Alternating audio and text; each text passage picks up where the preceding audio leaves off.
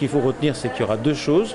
Il y aura une cartographie qui sera accessible au public, une cartographie, c'est-à-dire un outil actualisé, utilisable en temps réel, qui donnera des statistiques, qui présentera justement et qui permettra surtout aux victimes et au grand public d'identifier au plus près de leur territoire les personnes à même de leur venir en aide, ou d'ailleurs de les conseiller. Ça, c'est la première chose, c'est la cartographie. La seconde chose qui est importante, c'est le tableau de bord.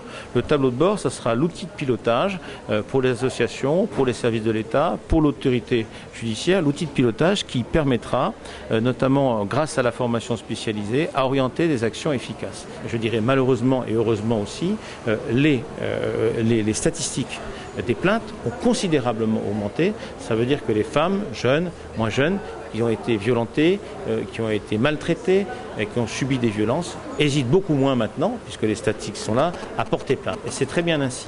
Et ce que je veux dire, c'est que s'il faut traiter les victimes, il faut aussi traiter les auteurs. Parce qu'il ne faut pas oublier qu'on a affaire à deux personnes, la victime et l'auteur. Et on ne peut pas traiter uniquement la victime.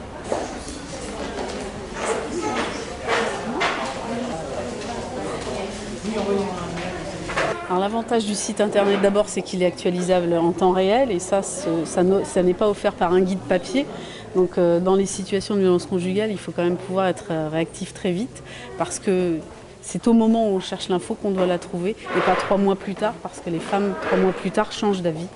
Donc je pense qu'un site internet fonctionnera bien, d'autant mieux qu'il y a aussi de très jeunes femmes qui sont concernées par les violences conjugales et qu'en effet, elles ont peut-être plus des réflexes d'internautes que des femmes un peu plus âgées. Le travail sur cette cartographie et le tableau de bord qui a été présenté a démontré la nécessité d'identifier un parcours unique et de communiquer sur ce parcours unique de la victime de violences conjugales. Le travail se fait depuis 2006.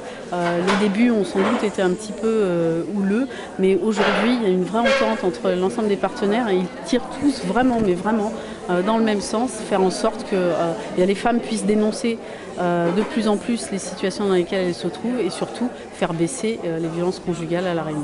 C'est le site de la délégation régionale aux droits des femmes et à l'égalité qui héberge la cartographie. La cartographie, elle, s'adresse prioritairement à des femmes qui sont victimes de violences au sein du couple, mais des femmes victimes de violences au sens large, ça peut être au travail, ça peut être n'importe où ailleurs, peuvent aussi trouver des liens sur ce site qui leur permettront de résoudre leur situation.